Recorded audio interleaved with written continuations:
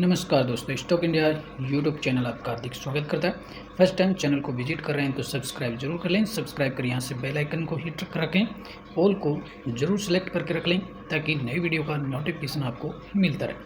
और मित्रों, आ गए हम सबसे पहले नॉर्मल स्क्रीन पर, और इस वीडियो में हम क्या मैटर रखने वाले हैं इसकी बात कर लेते हैं। तो इस वीडियो में अपन सबसे पहले बात करेंगे JFSL, साथ ही अपन बात करेंगे आज निफ्टी और सेंसेक्स में, और जो गिरावट देखने को मिली है तो उस गिरावट के क्या कारण हो सकते हैं, उन संभावित कारणों की चर्चा करेंगे। साथ ही इसमें टाटा ग्रुप के एक शेयर की भी अपन चर्चा करेंगे, और साथ ही चंद्रयान मिशन से जुड़ी हुई जो कंपनियाँ कंपोनेंट्स सप्लाई करती हैं उनके स्टॉक्स में जो ज़बरदस्त रैली देखने को मिली है उनकी चर्चा भी इसमें ओपन करने वाले हैं। तो वीडियो के अंत तक जरूर बने रहिए। और सबसे पहले अपन शुरुआत कर लेते हैं निफ्टी से। और निफ्टी की अगर बात करें तो आज इंडेक्स है 57 अंकों की गिरावट के साथ 19,400 से नीचे ही फिसलते हुए देखने को मिला है।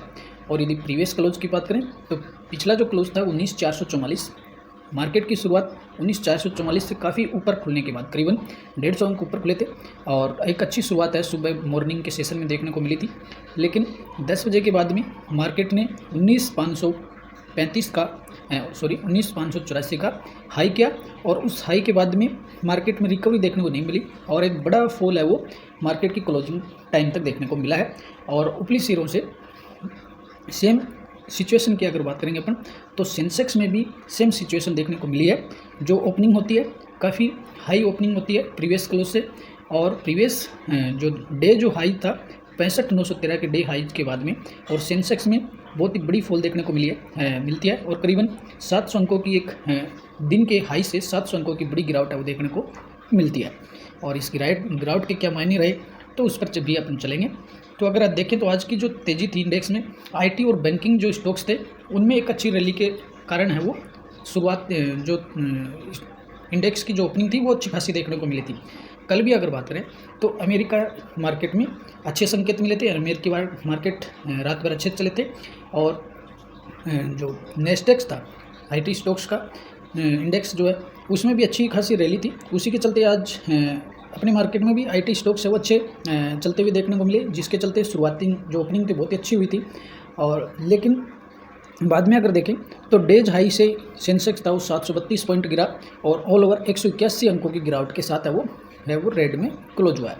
और यदि डेज इनकी बात करें तो मार्केट में फॉल किस वजह से हुआ, क्या भय था मार्केट को, तो अगर इसमें दो चीज़ें आज देखने को मिली हैं। पहला कि आज प्रॉफिट बुकिंग है वो देखने को मिली है, यानी उछले सिरों से प्रॉफिट बुकिंग है। दूसरी बात, मिस्टर जो फेड के चेयरमैन हैं जेरोम पावेल, उनकी स्पीच होनी है। तो ये दो बड़े कारण हैं वो मार्केट के भय की वो देखने को मिल सकते हैं, जिसके वजह से और ऊपरी सिरों से ये गिरावट है वो देखने को मिली है।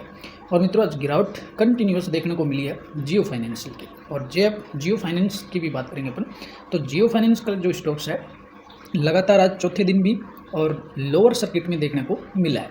और इसमें लगातार जब से लिस्टिंग हुई है और 21 अगस्त से लिस्टिंग से बाद से इसमें कंटिन्यूस लोअर सर्किट है वो देखने को मिल रहा है।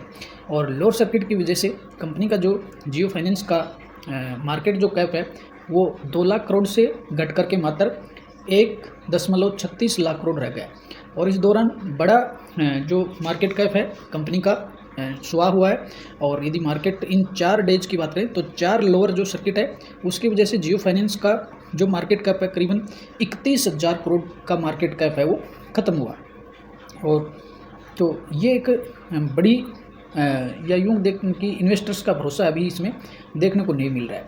और आज इस गिरावट के बीच और जियो फाइनेंशियल पर उद्योग जो कोटक है उनका एक बड़ा बयान देखने को मिल रहा है। बहुत ही अच्छी बात है उद्योग कोटक ने कही है, जो कोटक महिंद्रा बैंक के सीईओ है, और उन्होंने जियो के लिए जियो फाइनेंशियल को थम्स अप दिया है कि इस पर लॉन्ग टर्म के लिए चलना चाहिए।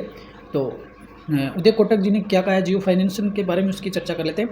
तो कोटक महिंद्रा बैंक के सीईओ उदय कोटक आज उन्होंने कहा है जियो फाइनेंशियल जो शेयर है वो एक अपॉर्चुनिटी है, significant opportunity to scale under the leadership of veteran banker KV Kamath.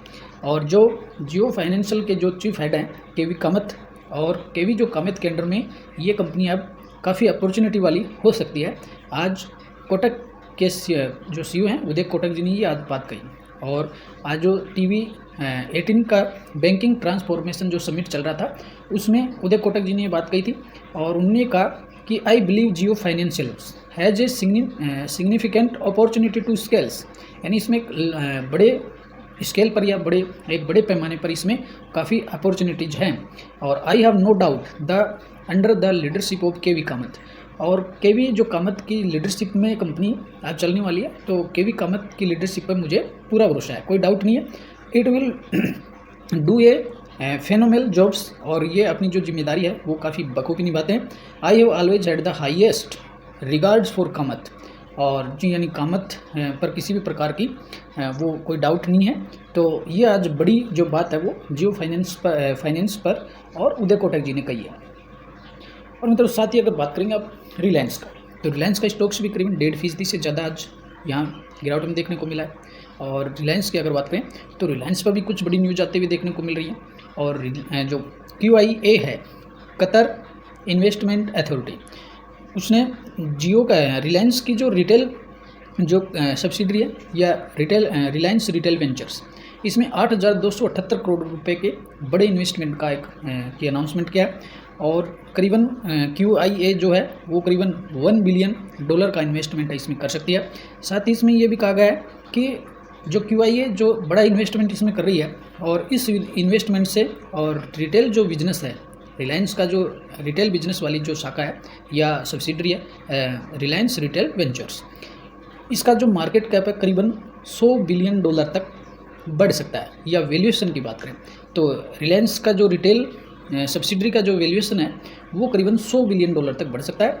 और जिस तरह से रिलायंस ने जियो फाइनेंशियल की लिस्टिंग करा करके और बहुत ही त्वरित गति से एक शॉकिंग या यूँ कहे कि बहुत ही जल्दी जो ये लिस्टिंग कराई है, और जो तो इस तरह की शॉकिंग जो न्यूज़ है वो जल्दी ही रिटेल बिजनेस की भी, इसमें जियो का जो रिटेल बिजनेस अलग होने वाला है उसकी भी न्यूज़ है वो देखने को मिल सकती है आगे भविष्य में।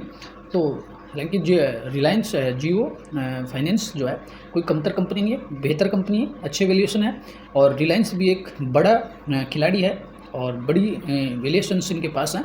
तो ये बिजनेस भविष्य में चलने वाला है, और अभी जो AGM होने वाली है उसमें इसके बिजनेस के पत्ते खोल दिए जाएंगे कि किस तरह का बिजनेस अब कंपनी करने वाली है। तो इसमें मुझे लगता है कि इसमें आपको बने रहना चाहिए। अभी इस गिरावट भी रुकेगी और इसमें आगे तेज़ी भी देखने को मिल सकती है। और मित्रों बात करेंगे टाटा ग्रुप से टाटा पावर का स्टॉक आज करीबन 1.5% से ज़्यादा चढ़ते हुए देखने को मिला है। और यदि टाटा की पावर की बात करें तो आज बड़ा एक MOU हुआ है, और OMU किसके साथ हुआ है, ये OMU है वो EV चार्जिंग जो स्टेशंस लगने वाले हैं या EV चार्जिंग्स जो इंफ्रा सॉल्यूशंस कंपनी बनाने वाली है इलेक्ट्रॉनिक गाड़ियों के लिए। और EV जो चार्जिंग स्टेशन है वो एक बड़ा इंफ्रास्ट्रक्चर है, तो उसको खड़ा करने के लिए जूम कार के साथ एक MOU हुआ या जिसको कहें कि एग्रीमेंट हुआ है।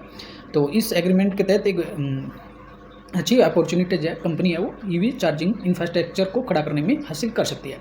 और the MOU was signed between Tata power EV charging solutions limited and Zoomcar in Mumbai in the presence of mister Ashish Khanna जो CEO हैं टाटा पावर रिन्यूएबल एनर्जी के, और mister Virendra Goyal head business development EV charging Tata power, और दूसरी तरफ जूम कार के जो हैं mister Greg Moran CEO and co founder हैं जूम कार के।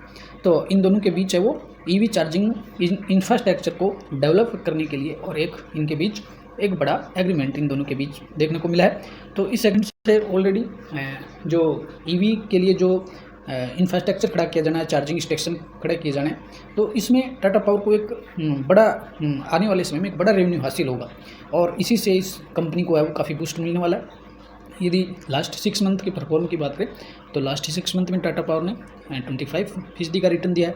और लास्ट 1 ईयर की बात करेंगे तो लास्ट 1 ईयर में स्टॉक्स है इसका अगर पिछला हाई देखेंगे अपने पिछले 1 वर्ष का, तो पिछले वर्ष में इसका हाई था 247 का। तो आज इसने अपने 1 वर्ष के हाई को आज इसने क्रॉस कर दिया है, और 249 पर स्टॉक्स है वो देखने को मिल रहा है। पास्ट 1 ईयर में करीबन 9% की रिटर्न्स यहाँ देखने को मिल रहे हैं। तो आज ये जो ब्रेकआउट हुआ है और अब इसमें तेजी आने की कुछ गुंजाइश देखने को मिल रही है, और करीबन इसने 12 महीने के का इसने ब्रेकआउट कर दिया। लास्ट 5 ईयर की बात करें तो लास्ट 5 ईयर में बहुत ही शानदार रिटर्न देखने को मिले, करीबन 225% का रिटर्न है। और यदि कोरोना टाइम में जो गिरावट हुई थी कोविड काल में, उस समय अगर किसी ने स्टॉक्स लिया है और अब भी स्टॉक्स को होल्ड किए हुए हैं तो बहुत ही शानदार रिटर्न है उनके खाते में, करीबन 680% का रिटर्न है, करीबन 6 से 7 गुना पैसा हुआ। ये जो कोरोना काल में स्टॉक्स है वो करीबन 40 के आसपास आया था। तो ये दौर है वो अच्छा था। और अब इस दौर के बाद में कंपनी है वो ये जो एक तरह से देखें तो यह स्टॉक्स है अब इस कॉलिब्रेशन कर रहा है, तो ये अच्छा रिटर्न्स है वो इस दौरान मिला है। और आगे भी कंपनी को बहुत ही रिन्यूएबल सेक्टर्स में, साथ ही ईवी का जो चार्जिंग स्टेशन इंफ्रास्ट्रक्चर खड़ा किया जाना है और उससे एक बड़ा रेवेन्यू है वो भविष्य में कंपनी को हासिल होगा। तो अगर आप इसे होल्ड करते हैं तो लंबे समय के लिए होल्ड करें, अच्छे रिटर्न्स मिलेंगे आज। और मित्रों बात करेंगे सेंटम इलेक्ट्रॉनिक्स, और सेंटम इलेक्ट्रॉनिक्स का जो स्टॉक्स आज करीब 7.5% चढ़ते हुए देखने को मिला है। और सेंटम जो इलेक्ट्रॉनिक्स है इसमें तेज़ी की वजह क्या रही, तो वो चंद्रयान, और चंद्रयान जो मिशन है वो एक सफल मिशन साबित हुआ है और भारत के लिए एक ये अच्छा मिशन रहा है और सफल इसरो के लिए सफल परिणति देखने को मिली है। तो अब इसरो इस मिशन में जिन जिन कंपनियों का भी और सहयोग रहा है डायरेक्ट इनडायरेक्ट, तो उन सभी कंपनियों के स्टॉक्स से आज शेयर मार्केट में काफ़ी अच्छा मूवमेंट देखने को मिला है। और जो डिफेंस स्टॉक्स हैं, एरोस्पेस वाले स्टॉक्स हैं, सभी में अच्छी तेज़ी देखने को मिली है। और सेंटम जो इलेक्ट्रॉनिक्स है उसका भी स्टॉक्स है करीबन आज चढ़ते मार्केट में करीबन 9% चढ़ा। और सेंटम इलेक्ट्रॉनिक्स की बात करें तो इसने भी चंद्रयान मिशन के लिए और इसरो के साथ एक इम्पैक्ट था, इनका भी एक प्रमुख इंडस्ट्रियल पार्टनर था और इसने भी इसरो को अहम मॉड्यूल और सिस्टम सप्लाई किए थे। इसी के चलते आज इसमें बड़ी खरीदारी सेंटम इलेक्ट्रॉनिक्स में देखने को मिली है और अच्छी तेजी यहाँ देखने को मिली है। और मित्रों बात करेंगे अब कोफरोज का स्टॉक्स भी करीबन 10% चढ़ते हुए देखने को मिला है। और कोफरोज में 2 न्यूज़ ज़्यादा देखने को मिली। अगर पहली बात करें तो इसमें एक ब्लॉक डील देखने को मिली है, लेकिन ब्लॉक डील की पूरी जानकारी अभी सामने नहीं आई है। और इसमें ये देखने को मिला है कि प्रमोटर्स जो ग्रुप है उसमें से 25 स्टेक्स है कि ब्लॉक डील देखने को मिली है। और ब्लॉक डील की बात करें तो सूत्रों के हवाले से ये जानकारी CNBC आवाज़ ने हाल ही में सूत्रों के हवाले से जानकारी दी कि हेस्ट बीवी जो है वो अपनी पूरी कोफरोज में 26% की हिस्सेदारी है वो ऑफलोड कर सकते हैं। और करीबन ये जो लेन देन है वो 7,329 करोड़ का होने वाला है। और इस ब्लॉक डील में यह शेयर किसने खरीदे अभी तक ये जानकारी सामने नहीं आई है, और जब भी एक्सचेंज पर जानकारी उपलब्ध होगी अपन इसको भी शेयर करेंगे। तो आज कोफरोज में और जो 25% स्टेक्स की ब्लॉक डील देखने को मिली है, इसी के चलते आज स्टॉक्स है वो 9% है वो चढ़ते हुए देखने को मिला है। तो इसमें ये थे आज के कुछ लेटेस्ट न्यूज। आशा करते हैं मित्रों वीडियो आपको हेल्पफुल लगा होगा। पहली बार चैनल को विजिट करें तो सब्सक्राइब करना ना भूलें। नमस्कार, अगले वीडियो में फिर मिलते हैं।